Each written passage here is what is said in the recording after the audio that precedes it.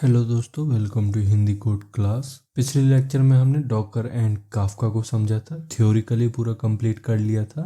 अब आज के इस लेक्चर में हम ऑर्डर सर्विस से एक ऑर्डर प्लेस्ड इवेंट काफका के थ्रू पब्लिश करेंगे और इन्वेंट्री सर्विस उस इवेंट को कंज्यूम करके स्टॉक अपडेट करेगी। मतलब फ्लो कुछ इस तरह का होगा कि सबसे पहले ऑर्डर सर्विस प्लेस होगा, फिर ऑर्डर प्लेस्ड इवेंट काफका में पब्लिश होगा और उसके बाद इन्वेंट्री सर्विस असिंक्रोनस वे में स्टॉक अपडेट करेगी।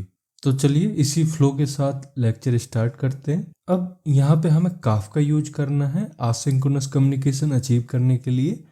तो काफका को रन करने के लिए हम यहाँ पे यूज करेंगे डॉकर, जिसको हमने थ्योरिकली पिछले लेक्चर में कंप्लीट किया था। तो उसके लिए हमें पहले डॉकर को डाउनलोड करना पड़ेगा, देन इंस्टॉल करना पड़ेगा। उसके बाद हम अपने सिस्टम में, अपने प्रोजेक्ट में उसको यूज कर पाएंगे। तो हम चलते हैं अपने क्रोम में और इसमें डालिए डॉकर डेस्कटॉप डाउनलोड। अब यहाँ पे जो आपको ये पहली लिंक दिख रही है, इस पर क्लिक करना है। तो ये डॉकर की ऑफिशियल साइट है। ऐसा ही इंटरफेस आपके सिस्टम में भी खुलना चाहिए। अब यहाँ पे आपको डॉकर डाउनलोड डेस्कटॉप दिख रहा है। इसमें ये AMD एंड ARM दो वर्जन है विंडो के लिए। तो हमें यहाँ पे क्लिक करना है AMD में, एंड जैसे ही आप क्लिक करोगे तो ये डाउनलोड होने लग जाएगा।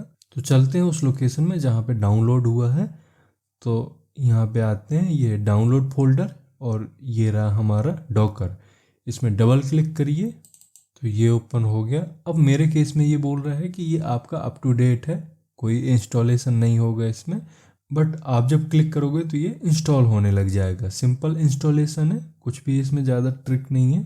अब जैसे ही आप अपने डॉकर डेस्कटॉप को ओपन करते हो तो ये आपको डॉकर सब्सक्रिप्शन यहाँ पे दिखेगा। एक सर्विस एग्रीमेंट है, तो ये मैंडेटरी होता है। अगर आप फ्री वर्जन यूज कर रहे हो तो इसको एक्सेप्ट कर दीजिए। तो मैं यहाँ पे एक्सेप्ट करता हूँ इसको।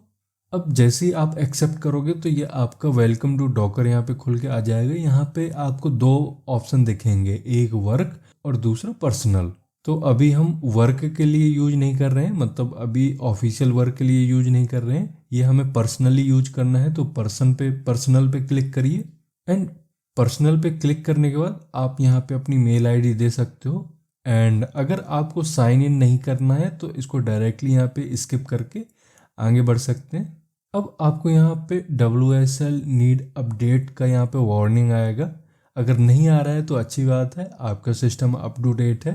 बट मेरे केस में यहाँ पे WSL नीड अपडेटिंग का एक वार्निंग आ रहा है, क्योंकि मैंने बताया था कि जो डॉकर डेस्कटॉप है वो लाइनेक्स कर्नल का यूज करता है, जिसके लिए डॉकर डेस्कटॉप आपके सिस्टम में एक लाइट वेट VM डालता है और उस VM को WSL2 यूज करना होता है। WSL2 लाइनेक्स के लिए विंडो का सब सिस्टम होता है, तो इसे अपडेट करना पड़ेगा।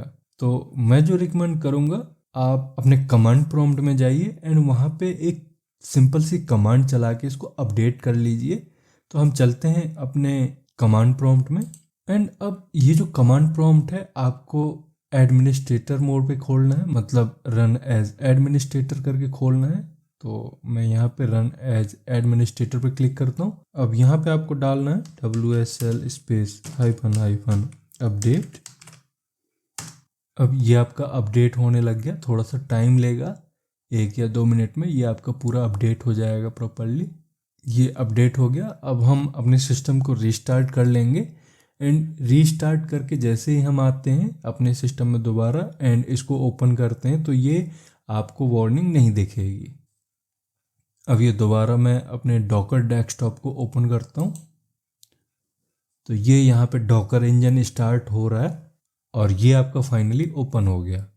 अब यहाँ पे आपको ज़्यादा कुछ नहीं करना होता है, आपको बस डॉकर को स्टार्ट करना है। ठीक है, आप यहाँ लेफ्ट हैंड साइड के नीचे कॉर्नर में देखोगे तो इधर इंजन रनिंग आपको दिखेगा। इसका मतलब है कि सब बढ़िया चल रहा है। अब इसमें आपको ज़्यादा कुछ नहीं करना है। अब हम चलेंगे अपने प्रोजेक्ट में। तो ओपन करते हैं अपना स्प्रिंग बूट प्रोजेक्ट।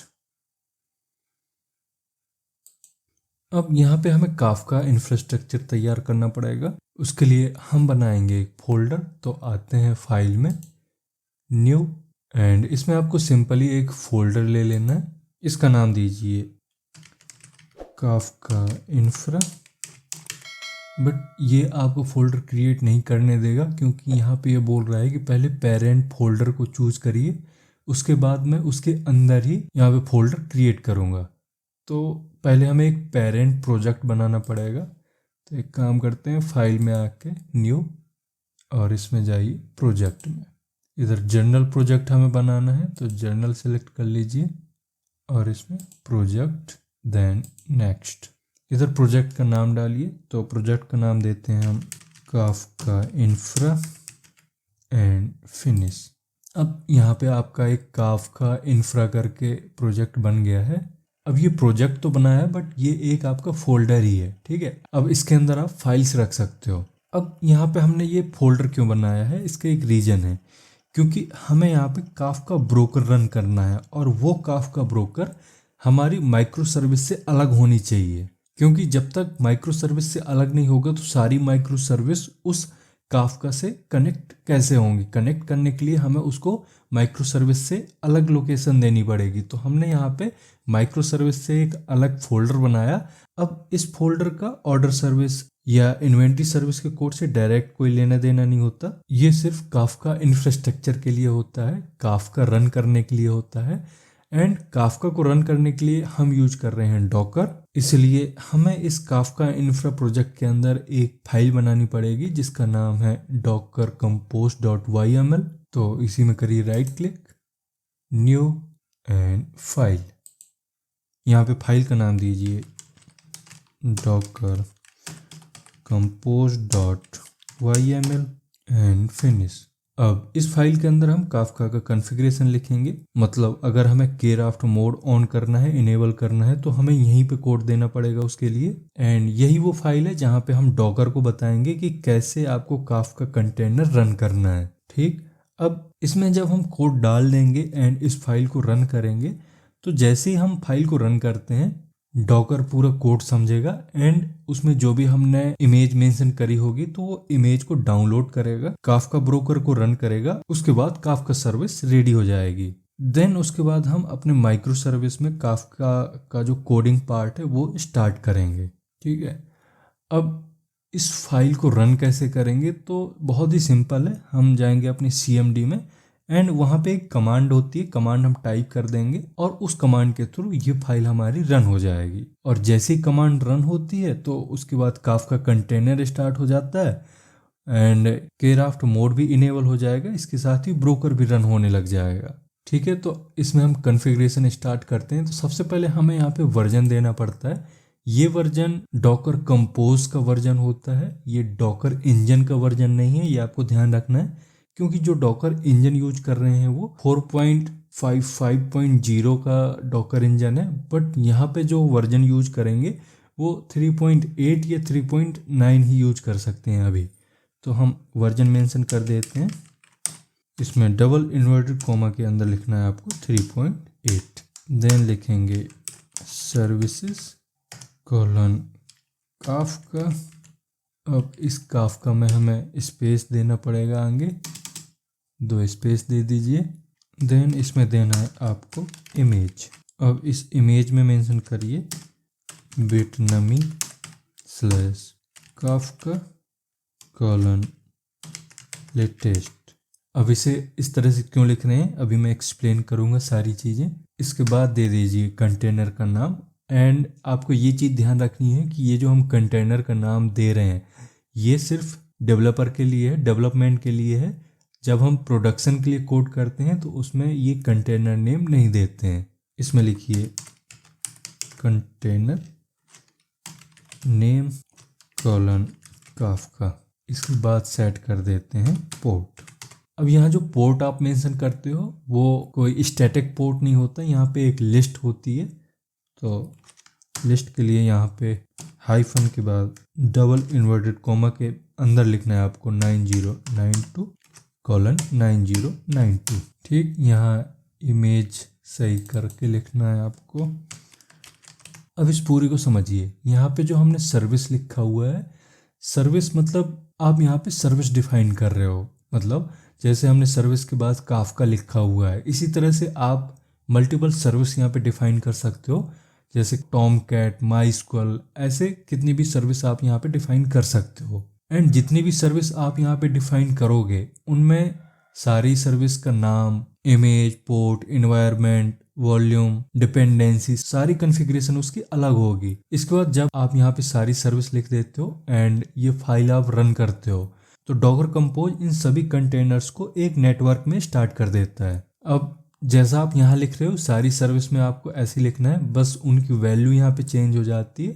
बाकी इमेज, कंटेनर नेम, पोर्ट और जितनी भी आगे हम यहाँ पे डिपेंडेंसी लगाएंगे सारी सर्विसेज के लिए ये स्ट्रक्चर सेम होगा। तो ये हमारी एक काफका सर्विस है। इसमें आपको समझ में आ जाएगा कि किस तरीके से यहाँ पे कोड करते हैं, किस तरीके से कॉन्फ़िगरेशन देते हैं यहाँ पे। अब इसके बाद हम यहाँ पे यूज कर रहे हैं इमेज का। तो काफका के लिए हम बिटनमी इमेज का यूज कर रहे हैं यहाँ पे। अब यहाँ पे देख रहे हो पहले हमने बिटनमी लिखा हुआ है /काफका देन :लेटेस्ट, इस तरह से हमने इसका नाम दिया है। तो ये किसी इमेज का एक फॉर्मेट होता है जिसमें हम सबसे पहले पब्लिशर का नाम लिखते हैं, मतलब उस कंपनी का नाम जिसने ये इमेज बनाई है। इसके बाद उस सॉफ्टवेयर का नाम, तो काफका हमारे सॉफ्टवेयर का नाम है। इसके बाद कॉलन में आपको मेंशन करना होता है वर्जन। तो हम यहाँ पे जो काफका है, काफका का लेटेस्ट वर्जन यूज करेंगे, इसलिए हम यहाँ पे हमने लेटेस्ट का यूज किया है। अब लेटेस्ट वर्जन यूज करने की वजह से हमें यहाँ पे जूकीपर का यूज नहीं करना पड़ेगा। यहाँ आपको एक मोड मिलता है केराफ्ट मोड, जिसको आप इनेबल करके यहाँ पे यूज कर पाओगे। इसके बाद है कंटेनर नेम। अब ये मैंडेटरी नहीं होता, क्योंकि अगर आप यहाँ पे कंटेनर नाम नहीं देते हो तो डॉकर ऑटोमेटिकली एक नाम जनरेट कर देता है। एंड उस नाम का जो फॉर्मेट होता है जो डॉकर ऑटोमेटिकली जनरेट करेगा वो इस तरह से होगा कि पहले फोल्डर नेम आएगा, उसके बाद सर्विस नेम, इसके बाद लगा देगा कि आपकी कौन सी नंबर की ये सर्विस है, 1 2 3 4 कुछ भी वो दे सकता है यहाँ पे। ठीक, तो हमारे केस में जैसे हमारे फोल्डर का नाम है काफका इंफ्रा एंड सर्विस का नाम है काफका, तो कुछ इस तरह का फोल्डर बनेगा कि काफका -infra _काफका _1। एंड उस केस में भी काफका परफेक्टली काम करेगा, कोई एरर नहीं आएगी। फिर भी यहाँ पे हम एक नेम दे रहे हैं, ये सिर्फ एक कन्वीनियंस के लिए, डेवलपर कन्वीनियंस के लिए है। मतलब अगर हमें लिखना है डॉकर लॉग काफका या डॉकर स्टॉप काफका तो ये कमांड लिखना बहुत इजी हो जाता है। बट अगर आपको लिखना पड़े कि डॉकर स्टॉप काफकर -infra _काफका _1 तो ये बहुत लंबा नाम हो जाता है।